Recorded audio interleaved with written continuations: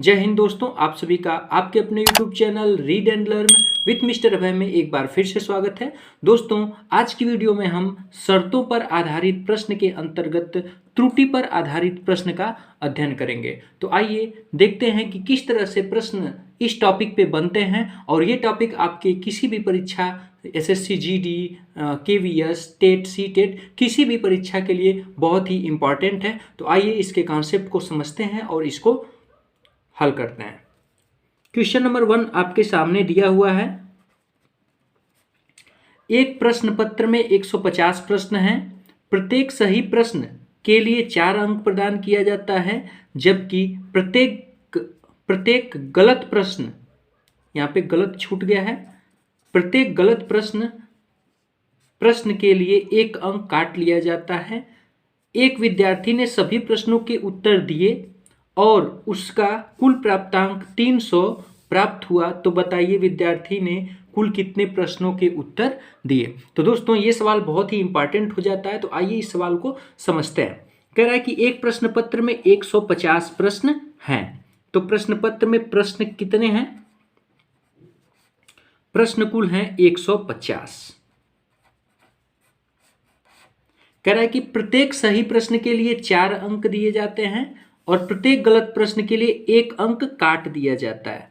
तो दोस्तों, हम मान लेते हैं कि विद्यार्थी ने x प्रश्न का सही उत्तर दिया। कितने प्रश्न का? x प्रश्न का सही उत्तर दिया। तो 150 माइनस x प्रश्न उसने गलत किए होंगे। भाई 150 प्रश्न है और सही प्रश्न x उसने किया, तो गलत प्रश्नों की संख्या क्या होगी? 150 माइनस x होगी। अब कह रहा है कि सही प्रश्न करने पर 4 अंक दिए जाते हैं, यानी एक सही करने पर उसके साथ 4 अंक दिए जाते हैं। यानी x सही है तो उस पूरा 4x सही हो जाएगा उसका, और गलत करने पर 1 अंक काट लिए जाते हैं। यानी इस गलत अंक पे 1 अंक इसको हमको माइनस मार्किंग हो जाती है। यानी अगर वो लड़का सवाल गलत करता है तो उसे 1 अंक काट लिया जाता है। और ये सब करने के बाद उसे 300 अंक प्राप्त होते हैं। तो दोस्तों, विद्यार्थी को पूरा नंबर मिला था 4x। अब उसने गलत किया तो 1 नंबर की माइनस मार्किंग है, तो 1 इंटू 150 माइनस x, यानी उसको इतना नंबर मिले। और पूरा बता भी रहा है कि उसको कुल मिलाकर 300 अंक मिले थे, तो वो सब 300 के बराबर हो जाएगा। अब इसको हम सॉल्व कर देते हैं। 4x माइनस अंदर गुणा हो जाएगा तो 150, और माइनस से इसमें गुणा होगा तो ये प्लस हो जाएगा। x बराबर 300। 4x में ये जोड़ देंगे तो हो जाएगा 5x, और माइनस इधर जाके प्लस हो जाएगा तो हो जाएगा 450। अब 5 से ये कैंसिल हो जाएगा, 5 नवा होता है 45, यानी 90। तो x की वैल्यू हो गई 90।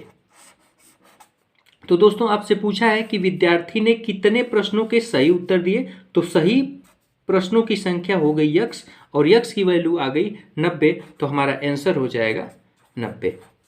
यानी दोस्तों, इस प्रकार के प्रश्न को हल करने के लिए सबसे पहले आप प्रश्न को लिख लेंगे, सही और गलत। सही आपको मान लेना है कि x प्रश्न सही उसने दिया, तो गलत हो जाएगा 150 माइनस x। उसके बाद अब कंडीशन पर आधारित है प्रश्न। तो कंडीशन कह रहा है कि एक प्रश्न सही पर 4 अंक मिलते हैं, तो 4x हो जाएगा।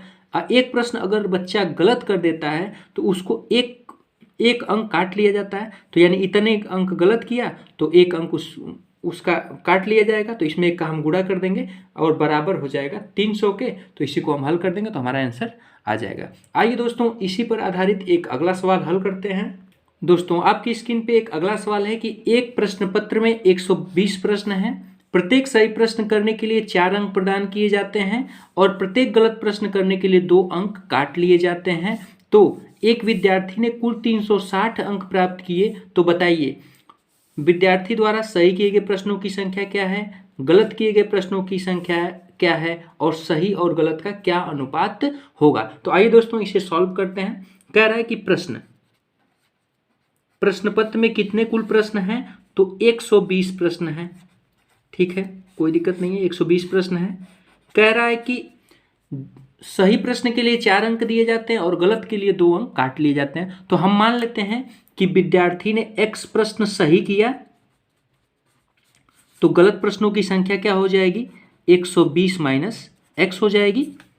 ये गलत प्रश्न हो जाएंगे। अब कह रहा है कि सही प्रश्न के लिए 4 अंक दिए जाते हैं, यानी x सही है तो उसको मिल जाएगा 4x नंबर, और गलत प्रश्न के लिए 2 अंक काट लिए जाते हैं, यानी इसमें से 2 इंटू इस गलत प्रश्न को हम निकाल देंगे तो 120 माइनस x। सही के लिए 4 अंक दिए जाते हैं तो 4 इंटू एक्स हो जाएगा, माइनस गलत के लिए 2 अंक कम किए जाते हैं तो जितना नंबर है उसका 2 गुना कम हो जाएगा, तो 120 माइनस x बराबर, और इतना करने के बाद उसको 360 नंबर मिलते हैं तो बराबर हम 360 कर देंगे। आइए दोस्तों इसको सॉल्व करते हैं। 4x 2 का गुणा करेंगे तो 12 दूना हो जाएगा 24, ये हो जाएगा 240, और माइनस माइनस हो जाएगा प्लस, ये हो जाएगा 2x इक्वल टू हो जाएगा 360। दोस्तों 4x और 2x हो जाएगा 6x, और माइनस को हम ले जाएंगे इधर तो 360 में 240 जोड़ देंगे तो 0 6 4 10 3 2 5 1 हो जाएगा 6 से ये कैंसिल हो जाएगा, 6 कम 6 00, तो x इक्वल टू हो गया 100। तो दोस्तों आप देख सकते हैं x हम किसको माने थे, सही प्रश्न को, तो सही प्रश्नों की संख्या हो जाएगी 100। दूसरा सवाल है कि गलत प्रश्नों की संख्या कितनी हो जाएगी, तो गलत प्रश्नों की संख्या क्या हो जाएगी, 120 में 100 प्रश्न सही हो गए तो 20 प्रश्न आपके हो जाएंगे गलत। और फिर कह रहा है तीसरा सवाल बहुत ही इंपॉर्टेंट सवाल है, ये पहला सवाल हो गया, ये दूसरा हो गया, और तीसरा बहुत ही इंपॉर्टेंट है कि सही व गलत प्रश्नों का अनुपात बताइए। तो सही बटा गलत, और सही जो है कितने प्रश्न हमारे हैं, 100 हैं तो हम यहाँ पे 100 लिख देंगे, और गलत कितने प्रश्न हैं, 20 प्रश्न, तो बटा 20 कर देंगे। इसको हम कैंसिल कर देंगे, 2 पचे हो जाएगा 10, तो ये हो जाएगा 5.1, यानी सही और गलत का रेशियो हो जाएगा 5:1, यानी सही 100 प्रश्न, गलत 20 प्रश्न, और सही और गलत का रेशियो दोस्तों हो जाएगा 5:1। तो ये आशा करते हैं ये दोस्तों ये सवाल आपको अच्छे से समझ में आया होगा। आइए अब दूसरे टाइप के सवाल की तरफ हम आगे बढ़ते हैं। दोस्तों आजकल की परीक्षाओं में ये सवाल बहुत धड़ल्ले से पूछा जाता है, तो आइए इसके कॉन्सेप्ट को हम समझते हैं। एक समूह में कुछ बकरी और कुछ मुर्गी हैं, कुछ बकरी हैं और कुछ मुर्गी हैं, जिनके सिरों की कुल संख्या 120 है और पैरों की कुल संख्या 320 है। तो बताइए समूह में कितने बकरी और कितने मुर्गी हैं। तो दोस्तों समूह में कुल बकरी और मुर्गी, कुल मिलाकर बकरी और मुर्गी कितने हैं, समूह में बकरी और मुर्गी हैं जिनमें सिरों की संख्या 120 है। दोस्तों आप जानते ही हैं चाहे बकरी हो चाहे मुर्गी सबके पास एक ही सर होता है, तो सिरों की संख्या 120 है, यानी कुल पशुओं की संख्या हो जाएगी 120, यानी बकरी और मुर्गी सबकी संख्या कुल मिलाकर हमारी हो जाएगी 120। दोस्तों अब कह रहा है कि ये तो कन्फर्म हो गया कि 120 पशु हैं और पैरों की कुल संख्या 320 है। कह रहा है कि सिरों की संख्या तो 120 है लेकिन पैरों की कुल संख्या 320 है, तो बताइए समूह में बकरी और मुर्गी की संख्या क्या हो जाएगी। तो दोस्तों हम मान लेते हैं कि बकरी, समूह में बकरी की संख्या क्या है x, और जब बकरी की संख्या हम x मान लेंगे तो मुर्गी की संख्या क्या हो जाएगी 120 माइनस दोस्तों x हो जाएगी, चूंकि हमने बकरी का x मान लिया और कुल मिला के 120 है तो मुर्गी का हो जाएगा 120 माइनस x। अब दोस्तों आप जानते हैं कि बकरी के पास 2 पैर होता है, बकरी के पास 4 पैर होता है और मुर्गी के पास 2 पैर होता है। तो कहा कि उनके सिरों की संख्या तो 120 है, तो ये तो कंफर्म हो गया। कह रहा है पैरों की कुल संख्या 320 है, तो यहाँ पे हमारे पास x बकरी है तो इसके पास 4 पैर होगा तो ये हो जाएगा 4x, और यहाँ पे हमारे पास 120 माइनस x मुर्गी हैं तो हर मुर्गी के पास 2 पैर होगा तो 120 माइनस x गुणे 2, यानी इतना पैर, यानी इतना पैर बकरी का और इतना पैर हो जाएगा मुर्गी का, और दोनों को जोड़ देने पर हमारा किसके बराबर हो जाएगा 320 के बराबर हो जाएगा। तो हम यहाँ पे बराबर कर देंगे 320। दोस्तों इसी को हमको सॉल्व कर देना है। 4x प्लस इसमें 2 का गुणा कर देंगे तो 12 दूना का होता है 24, 240 minus 2x is equal to हो जाएगा 320। दोस्तों आइए इसको सॉल्व करते हैं। 4x में से 2x माइनस करेंगे तो हो जाएगा 2x और ये 220 इधर चला जाएगा तो 320 में से आप 240 को घटा देंगे, 0 से 0 हो जाएगा, 12 में से 4 घटाएंगे 8 बचेगा और 3 में से 2 घटाएंगे तो बचेगा 1। अब दोस्तों इसको आगे हम प्रोसीड करते हैं तो 2x बराबर हो गया 180 तो x बराबर हो जाएगा 2 से ये कैंसिल हो जाएगा 90 बार तो x इक्वल टू हो गया 90। तो दोस्तों हमने x किसकी वैल्यू मानी थी? बकरी की। तो बकरी की संख्या हो जाएगी, बकरी की संख्या यानी बकरियों की संख्या, बकरियों की संख्या हो जाएगी 90 और पूछ रहा है कि बकरियों की संख्या होगी और मुर्गियों की संख्या बताना है। तो मुर्गियों की संख्या क्या हो जाएगी? 120 में से 90 बकरी है तो मुर्गी कितनी हो जाएगी? 120 माइनस हम क्या कर देंगे 90 और 120 में से 90 घटाएंगे तो हो जाएगा 30, यानी 90 बकरियां हैं और 30 आपकी मुर्गियां होंगी। तो दोस्तों आइए इसी टाइप के एक और सवाल को हल करते हैं जिससे हमारा कॉन्सेप्ट अच्छे से क्लियर हो सकेगा।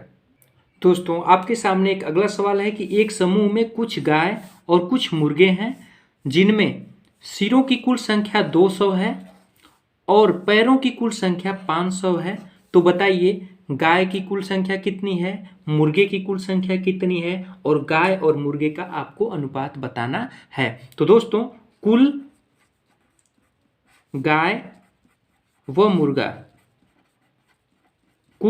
मुर्गों की संख्या कितनी है तो ये यहाँ पे बता रहा है। इसको आपको समझना है कि कुल गाय व मुर्गे हैं जिसमें सिरों की संख्या 200 है और जब सिरों की संख्या 200 है यानी वहाँ पे पशुओं की संख्या 200 है। ये प्रश्न लिखने का तरीका अलग है लेकिन आपको वो यही बता रहा है कि सिरों की संख्या अगर 200 है तो वहाँ पे पशुओं की संख्या कुल मिलाकर 200 है। तो कुल मिलाकर वहाँ पे 200 पशु हैं यानी गाय और मुर्गा मिला के 200 हैं। ठीक दोस्तों कह रहा है कि यदि पैरों की संख्या 500 है तो हम मान लेते हैं पहले गाय और मुर्गा, हम मान लेते हैं कि गायों की संख्या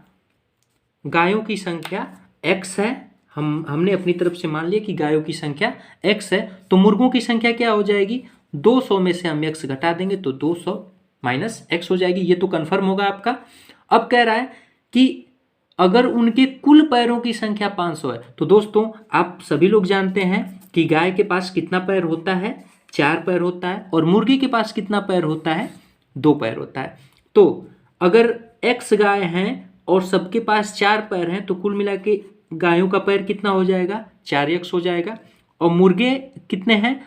20 माइनस x हैं और मुर्गे के पास दो पैर होता है तो सभी मुर्गों का पैर कुल मिला के कितना हो जाएगा? 200 माइनस x इंटू 2।